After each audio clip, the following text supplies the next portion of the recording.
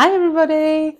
Oh, I'm getting excited now because this is a story I really like, but I think it might be a little bit different from the one you've heard. This one's called Little Snow White. Now listen to the end for a shout out and no fast forwarding. We've had this conversation before, I think. Okay, so it's called Little Snow White. Let's see. Once upon a time, in the middle of the winter, when flakes of snow were falling like feathers from the sky, a queen sat at a window sewing, and the frame of the window was made of black ebony. And while she was sewing and looking out of the window at the snow, she pricked a finger with a needle, and 3 drops of blood fell onto the snow. And the red looked pretty upon the white snow, and she thought to herself, if only I had a child as white as snow, as red as blood, and as black as the wood of the window frame.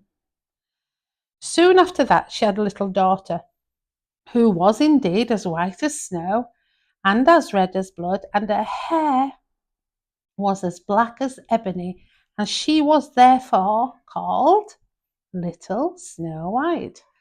And when the child was born, the queen died. After a year had passed, the king took another wife. She was a beautiful woman, but proud and haughty, and she could not bear that anyone else should surpass her with beauty. She had a wonderful looking glass, and when she stood in front of it and looked at herself in it, she said, looking glass on the wall, who is the fairest of them all? The looking glass answered, oh, you, O Queen, are the fairest of all. Then she was satisfied, for she knew that that looking glass spoke only the truth.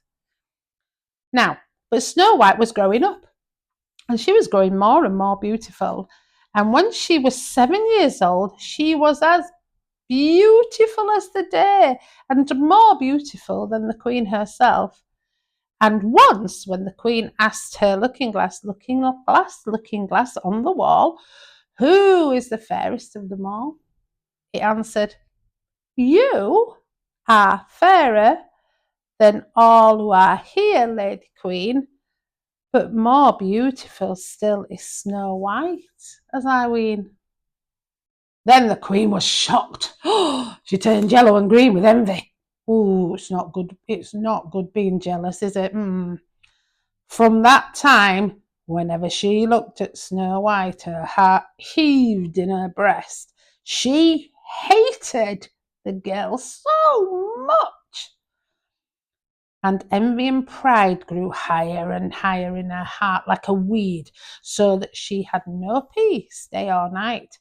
She called a hunter and said, take the child away to the forest, for I will no longer have her in my sight. Kill her and bring me back her heart as a token. The hunter obeyed and took her away. But when he had drawn his knife and was about to pierce Snow White's innocent heart, she began to weep and said, dear hunter, spare me my life. I will run away into the wild forest and I will never come home again. And as she was so beautiful, the hunter had taken pity on her and said, look, run away then, you poor child. The wild beasts will soon devour you, he thought. And yet it seemed as if stone had been rolled from his heart, since he no longer needed to kill her. And as a young boar just then came running by, he stabbed it, cut out its heart, and took it to the Queen as proof that the child was dead. The cook had to salt this, and the wicked Queen ate it and thought she had eaten the heart of Snow White. Minging. Now, the poor child was all alone in the great forest and was so terrified that she looked at every leaf of every tree and did not know what to do. Then she began to run and ran over sharp stones and through thorns, and the wild beasts ran past her, but they did her no harm. She ran as far as her feet would go until it was almost evening, and then she saw a little cottage and she went in to rest. Everything in the cottage was small, but neater and cleaner than you can imagine. There was a table on which was a white cover with 7 little plates, and on each plate a little spoon. Moreover, there were 7 little knives and forks and 7 little mugs. Again, on the wall stood 7 little beds, side by side, and covered with snow white bedspreads. Little Snow White was so hungry and thirsty that she ate some vegetables and bread from each plate and drank a drop of wine out of each mug, for she did not wish to take everything just from one of them. Then, as she was so tired, she laid herself down on each of the little beds, but none of them suited her. One was too long, the other was too short, but at last she found that the 7th one was right, and so she remained in it, said a prayer, and went to sleep. When it was quite dark, the owners of the cottage came back. They were 7 dwarfs who dug and delved in the mountains for ore, like gold. They lit their 7 candles, and now the cottage was lit. And when they saw that someone had been there and everything was not in the same order that they had left it, the first said, "Who's been sitting on my chair?" The second, "Who's been eating off my plate?" The third, "Who's been taking some of my bread?" The fourth, "Who's been eating my vegetables?" The fifth, "Who's been using my fork?" The sixth, "Who has been cutting with my knife?" And the seventh, "Who's been drinking out of my mug?" Then the first looked round and saw that there was a little hole on his bed, and he said, "Who's been getting into my bed?" And the others came up and each called out, "Somebody's been lying in my bed too! They've been lying in my bed too!" But the 7th, when he looked at his bed, he saw little Snow White, who was lying asleep in it. It's a bit like the 3 bears, this story, isn't it? And he called the others, who came running up, and they cried out with astonishment. They brought their 7 little candles and let the light fall on Snow White. "Oh, heavens! Oh, look, oh, heavens!" they cried. "What a lovely child!" And they were so glad that they didn't wake her up. They let her sleep in that bed. Oh, aren't they lovely? And the 7th dwarf slept with his companions, topped and tailed. 1 hour each. Oh, so they got through the night. Oh, so they didn't top and tail. I made that bit up. They just kept swapping 1 hour each. They'd have been better off topping and tailing. Right. When it was morning, little Snow White awoke, and she was frightened when she saw 7 dwarfs, but they were friendly and asked her what her name was. She said, "My name is Snow White." "Now, how have you come to our house?" said the dwarfs. Well, then she told them that her stepmother had wished to have her killed, and that the hunter had spared her life, and that she had run away for a whole day until at last she found their house. And the dwarf said, "Well, if you'll take care of our house, cook, like, make the bed, sew, wash it, if you'll keep everything nice and neat and clean and tidy, you can stay with us, and you shall want for nothing." "Yes," said Snow White, "with all my heart." She liked doing all those jobs. I don't like all those jobs. And she stayed with them. She kept the house in order for them, and in the mornings they went to the mountains and looked for copper and gold. That was the ore we were talking about. And in the evenings they came back, and then their supper had to be ready. The girl was all alone all day, so the good dwarfs warned her and said, "Beware of your stepmother. She will soon know that you are here. Be sure not to let anybody come in." But the queen, believing that she'd eaten Snow White's heart, of course, was certain that she was again the first and the most beautiful thing of all, and she went to the looking glass, and she said, looking glass on the wall, who is the fairest in the land of all?" And the glass answered, "Oh, queen, you are fairest of all, I see, but over the hills where the 7 dwarfs dwell, Snow White is still alive and well, and none is so fair as she. The looking glass has dobbed her in. That's terrible.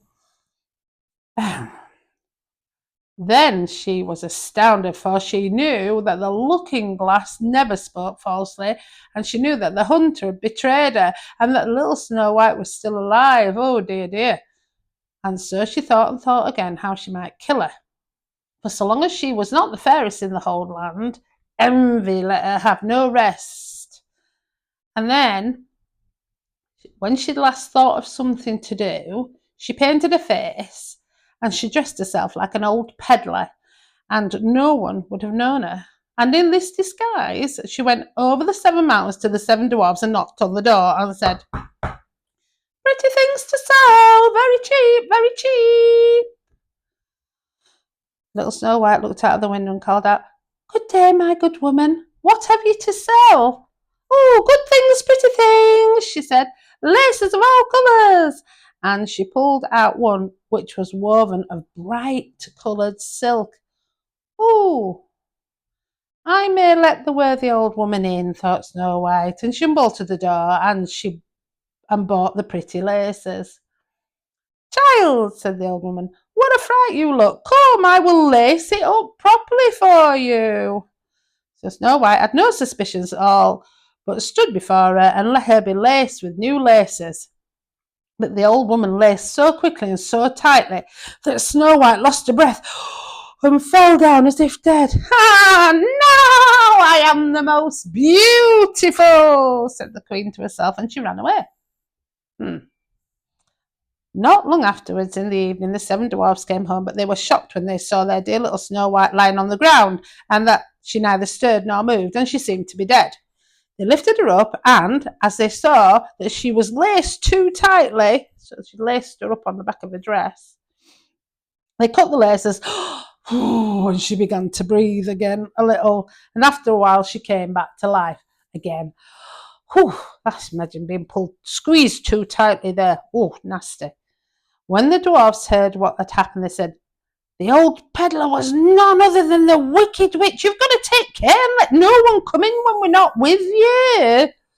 But the wicked woman, when she reached home and went in front of the mirror, she looked in the looking glass, and the looking glass said, looking glass on the wall, who's the fairest of them all in the land everywhere?" And it answered as before, "Oh, Queen, you are the fairest of all, I see, but over the hills where the 7 dwarfs dwell, Snow White is still alive and well, and none is so fair as she." When she heard that, all the blood rushed to her heart with fear, for she saw plainly that Snow White was alive again. "But now," she said, "I will think of something that shall put an end to you." And by the help of witchcraft, she understood that she could make a poisonous comb. Then she disguised herself, and she took the shape of another old woman. So she went over the 7 mountains with the 7 dwarfs and knocked on the door, and she cried, "Good things to sell, cheap, cheap." Little Snow White looked out and said, "Go away, I can't let anybody come in." That was good, wasn't it? "I suppose you can look," said the old woman, and she pulled the poisonous comb out and held it up. It pleased the girl to see it so well that she let herself be fooled, and she opened the door.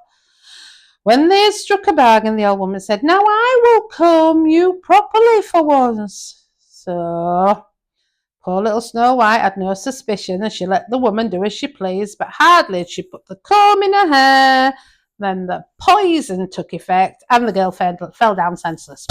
Boof. "You paragon of beauty," said the wicked woman, "you are done for good." Ha ha ha ha ha! And she went away. But fortunately, it was almost evening, and when the 7 dwarfs came home and they saw Snow White lying as if she was dead on the ground, and at once suspected the stepmother, they looked and they found the poisoned comb. Scarcely had they taken it out when Snow White came to, told them what had happened. Then they warned her once more to be upon her guard and not to open the door to anyone. So the queen at home went back in front of her looking glass, and guess what happened? She said, looking glass on the wall, who is the fairest in the land of them all? And then it answered, oh, as before.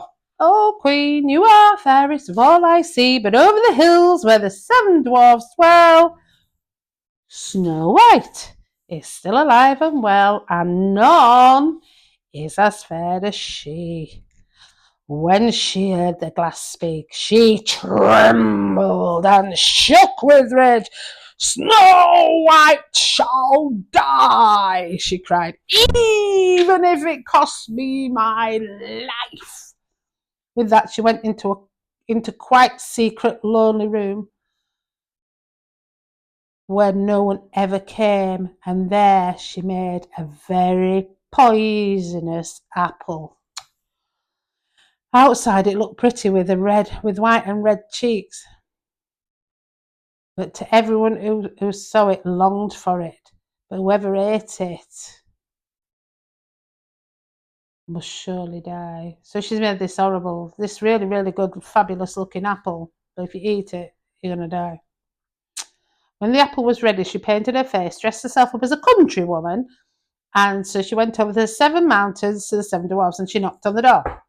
Snow White put her head out the window and said, I cannot let anybody in. The 7 dwarfs have forbidden me. Oh, it's all the same to me, said the woman. I shall soon get rid of my apples. Here, I'll just give you one. No, said Snow White, I dare not take anything. Are you afraid of poison? Said the old woman. Look, I'll cut the apple in 2 pieces. You eat the red cheek, and I'll eat the white cheek. So there's a red side and there's a white side. The apple was so cunningly made that only the red cheek had poison. Snow White longed for a fine apple, and when she saw that the woman ate the white part, well, she couldn't resist, so she stretched out her hand and she took the poisonous half. But hardly had she taken a bite than she fell down dead. Then the woman looked at her with a dreadful look and laughed aloud and said, white as snow, red as blood, black as ebony wood. This time the dwarfs cannot wake you up again. And when she asked the looking glass on the wall, who is the fairest of them all, it answered, at last, O queen in this land, you are the fairest of them all. Then her envious heart had rest, so far as an envious heart can have rest. Now the dwarfs, when they came home in the evening, found Snow White lying on the ground. She breathed no longer, and she was dead. They lifted her up, looked to see whether they could find anything poisonous, unlaced her, combed her hair, washed her with water and wine, but it was all of no use. The poor child was dead, and she remained dead. They laid her upon a stone, and all 7 of them sat round and wept for her, and wept for 3 days. Then they were going to bury her, but she looked as if she were still alive, because she still had pretty red cheeks. So they said, oh, we couldn't possibly bury her in the ground. So they made a transparent coffin made of glass so that she could be seen from all sides. And then they laid her in it, and in golden letters wrote it upon her name that she was a king's daughter.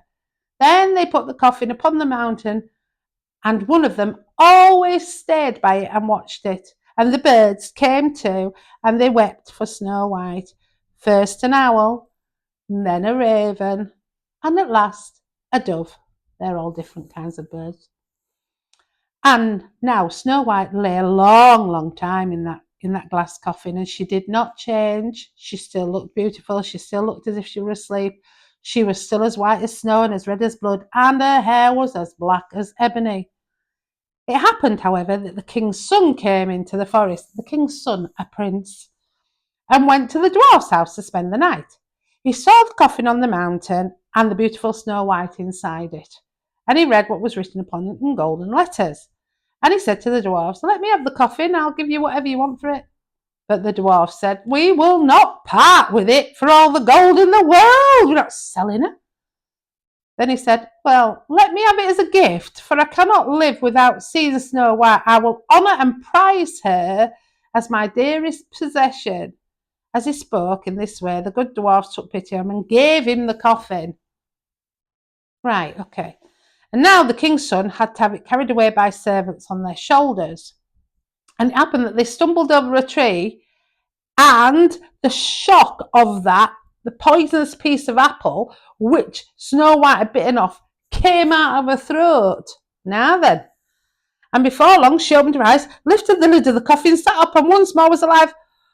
"Oh, heavens, where am I?" she said. Now the king's son was full of joy. "You're with me?" And he told her, I suppose he were a bit posher than that. "You're with me?" Maybe he said, I don't know. And told her what happened. He said, "I love you more than anything in the world. Come with me to my father's palace, and you shall be my wife." And Snow White was willing and went with him, and their wedding was held with a great show and splendour. But Snow White's wicked stepmother was also invited to the feast. When she had dressed herself in beautiful clothes, she went into the looking glass, and she said, looking glass on the wall, who in this land is the fairest of all?" And the glass answered, "O Queen of all here, the fairest is you, but the young queen is fairer by far, it is true." Then the queen woman uttered a swear word, and the wicked woman, she was so miserable, so utterly miserable, and she didn't know what to do. At first she could not go to the wedding at all, but she had no peace, so she must go and see who the young queen was. And when she went, she knew it was Snow White, and she stood still with rage and fear, and she could not stir. But iron slippers had already been put upon the fire, and they were brought in with tongs and set before her. Then she was forced to put on the red-hot shoes, and she danced until she dropped down dead. The end. Well, that was a different ending. I always thought Snow White got kissed, and but it makes sense that if you were carrying her and you tripped over and you jarred her, that something might fall out. So there you go, the original Snow White from the Snow White and the Seven Dwarfs. She had the apple dislodged by tripping up, and the queen danced to death. Oh, well, there you go. That was a coolio bombulio story, wasn't it? There you go. A little bit different from what you know. Let's see who are we shouting out to today. Let's have a think. Who we not shouted out to for a while? I think I'd like to shout out to a princess who has a princess's name, and that princess is Jasmine. She's from a different story, isn't she? She's from Aladdin. But I want to shout out to Jasmine and hope that Jasmine has been listening and enjoying the stories. If you want a shout out, don't forget to tell your grown-ups that you can email me and I will do a shout out at the end of the stories. But until next time, bye!